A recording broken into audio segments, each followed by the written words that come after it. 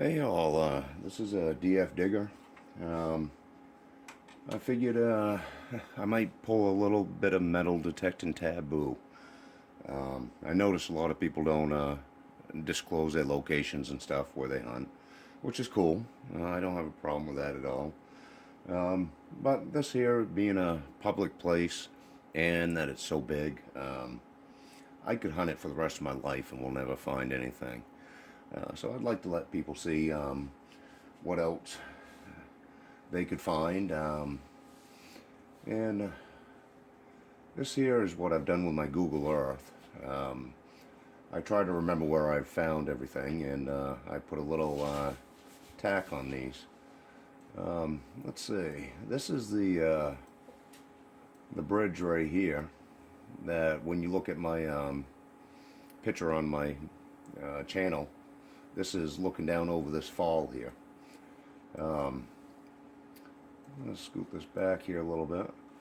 Now over the summertime, this whole part of the river between this bridge here in town, and this is where the old opera house used to set, down through to this next dam.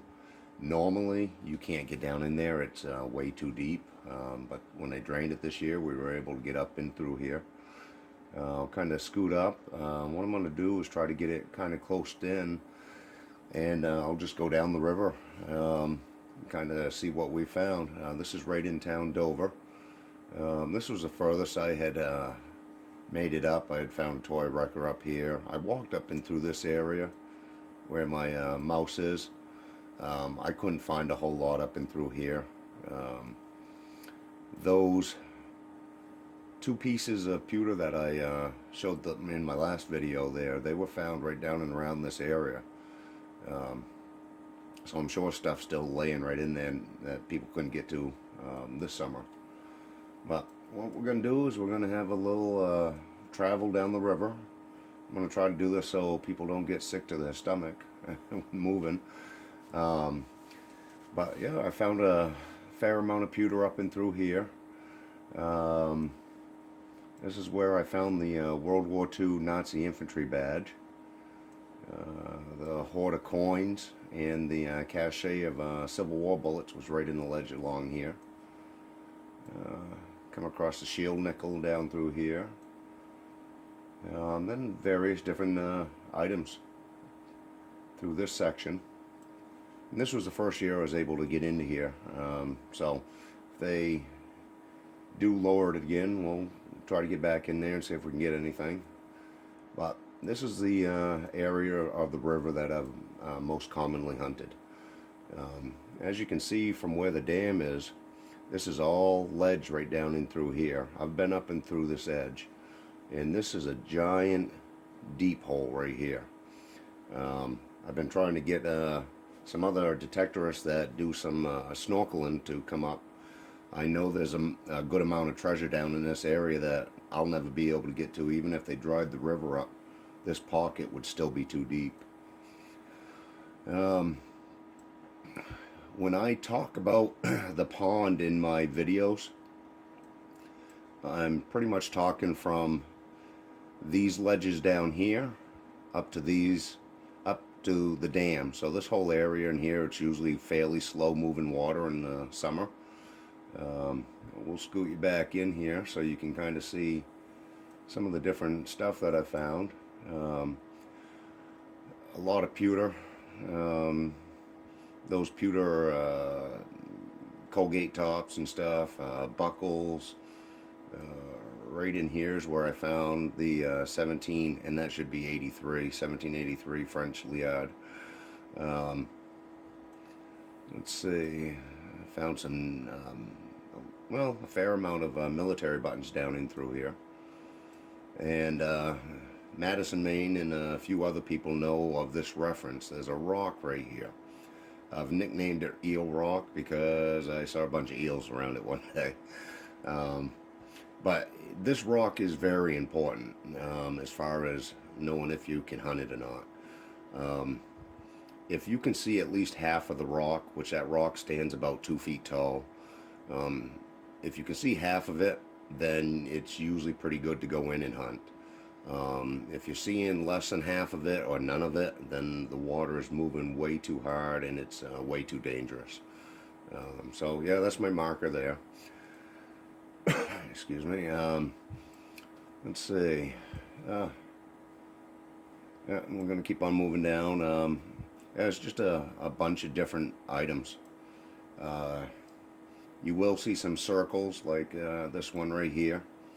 And where I found a bunch of the same items that were dropped or ended up in this area, like these were all bells right in this area. I'm sure there's more other stuff in there, but this generally can be somewhat deep in the summertime.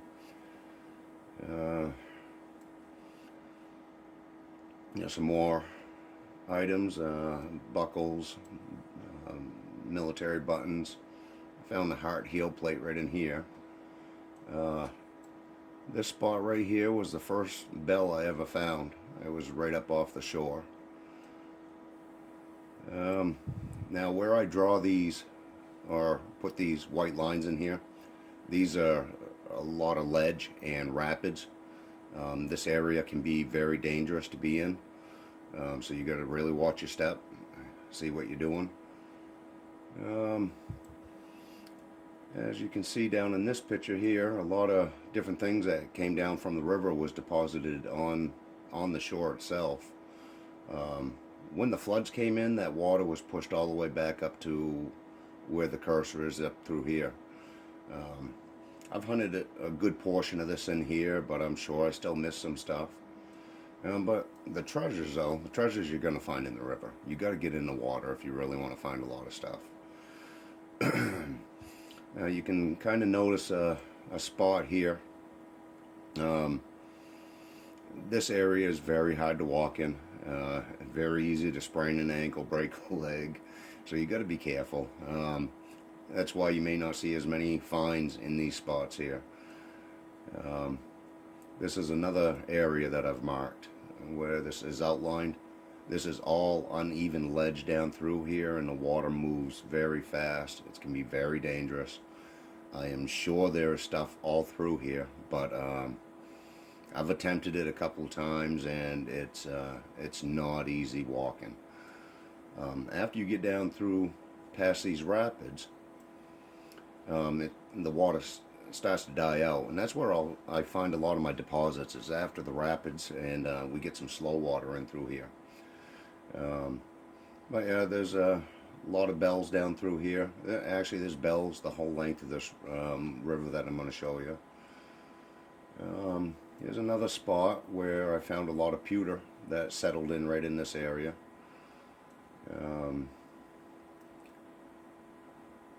Right now we're probably down about a mile from in town, where we started off. And we got some pewter.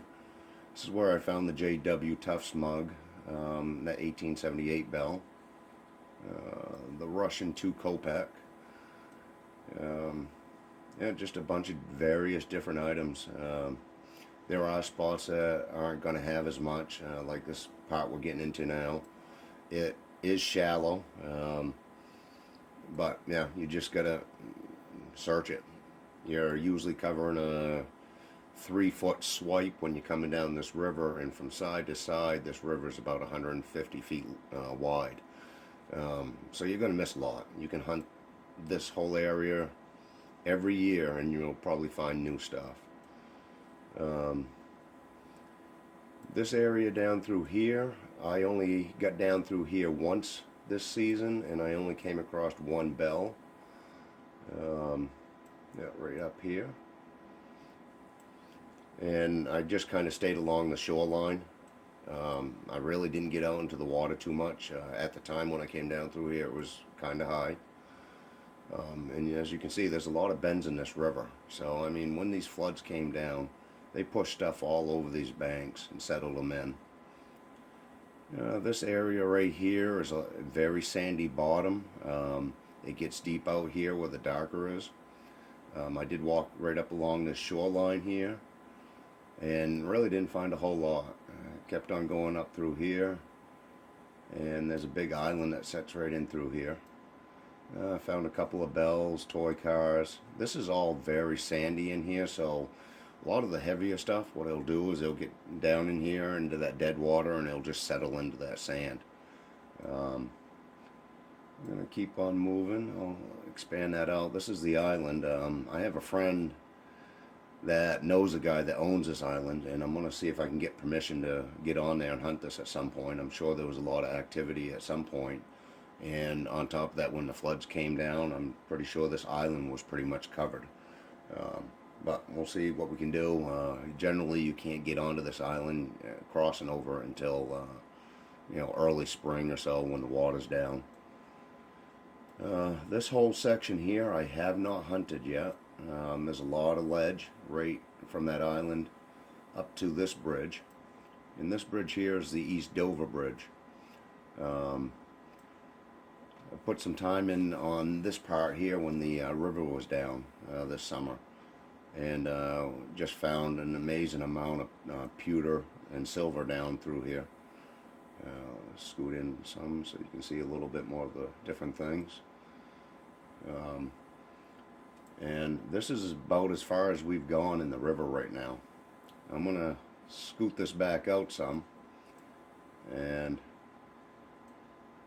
so I've pretty much hunted from in town all the way down through this river, except for a couple of spots right in through here and then down through here. This is probably about 5 miles as far as the river goes.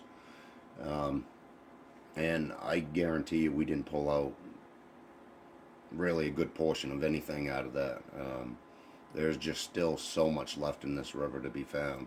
I know it looks like a lot, and it is. Over 2 years we found quite a few things in here.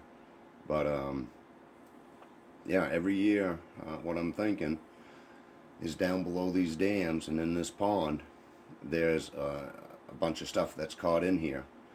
In the spring when these waters come down, they're pretty turbulent, and they'll stir up everything that's under here. And each year I'm finding new stuff in this area that I've hunted out. But yeah, this here is what is in the red. This here is Browns Mills Park, and this is the cemetery up here.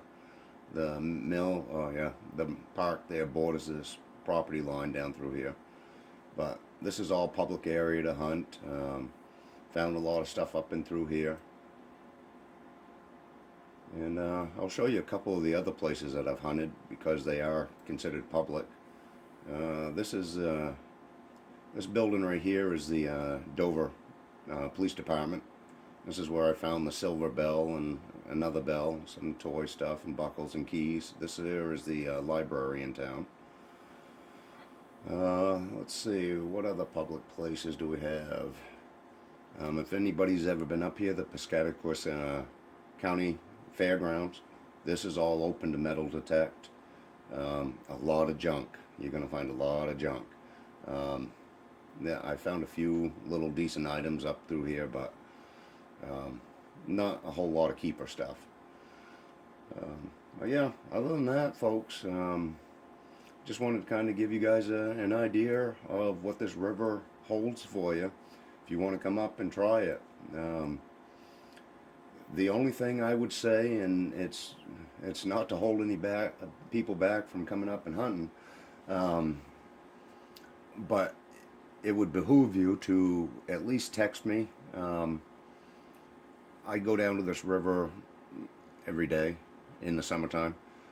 So I know when the conditions are good, and if people are traveling, an hour, 2 hours to come up, this can change overnight, the levels in this river. If we get a little bit of rain, depending on how it comes in, from what direction, it can rise up real quick.